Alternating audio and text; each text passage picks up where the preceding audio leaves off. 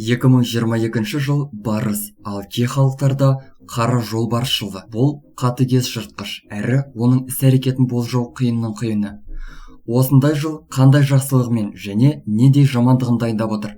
Экспресс Қазақстан тілшілерінің осы және басқа да сұрақтарына астролог, сондай-ақ нумеролог жауап беріп болжамдарын айтты. Елімізде танымал гештальт-терапевт, балгер, астролог Виктор Александровскийдің айтуынша жыл қиын болмақ, дегенмен айтарлықтай жақсы сәттерде жоқ емес. Жолбарыс бұқаның түгін қалдырмайды. Бұл бір жағынан жақсы, екінші жағынан жаман. Бұқа жылы келген барлық жаман нәрсе жолбарыспен кетеді, бірақ жақсы заттар да жоқ болады. Бұл әсіресе пандемия кезінде қатты байқалады деп түсіндірді балгер. Александровскийдің айтуынша, өкінішке орай COVID-19 пандемиясы еш қайта кетпейді. Ол 2024 жылға дейін жалғаса береді. Бірақ баршылы мәселенің ауқымын барынша азайтады.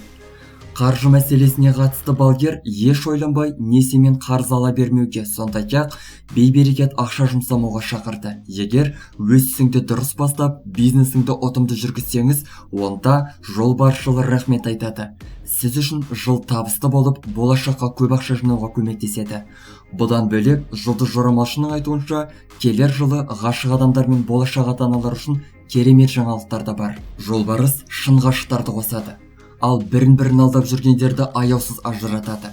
Осы жылы дүниеге келген балалардың талабы мен таланты асып туады, дейді Александровский. Ал психолог-нумеролог Айгүл Бақтығали жаңа жылда кез келген өзгеріске дайын болу керек деп айтады. 2022 жылды нумерология тұрғысынан талдайық.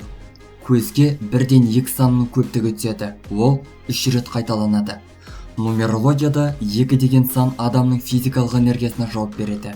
Оған өмір сүруге деген ынта, кез келген қиындықты еңсеру, бір нәрсеге қарсы тұрып төтеп беру жатады. Осының бәрі жолбарысқа тән емес пе? Жаңа жылда барлық қиындықты оңай жеңе аламыз, дейді Айгүл Бақтығали. Жаңа жылдың барлық санын қоссақ 6 саны шығады. Нумерологтың айтуынша 6 деген сан логика, себеп салдарды анықтау және кез келген затты егжей-тегжейлі зерттеу қабілеттеріне жауап береді. Сондықтан келесі жылы талмай еңбек ету қажет. Осыған қоса 6 санның келісім жасауға, ірі көлемде зат сатып алуға, маңызды келіссөз жүргізуге септігі болады. Бұл жылы адам өмірі баяулай түседі, дегенмен барлығы өз ретімен жүріп отырады.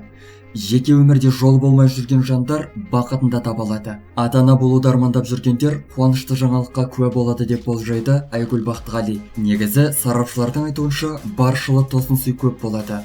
Барлық қиындықтарға қарамастан 2022 жыл көп мүмкіндік сыйлайды.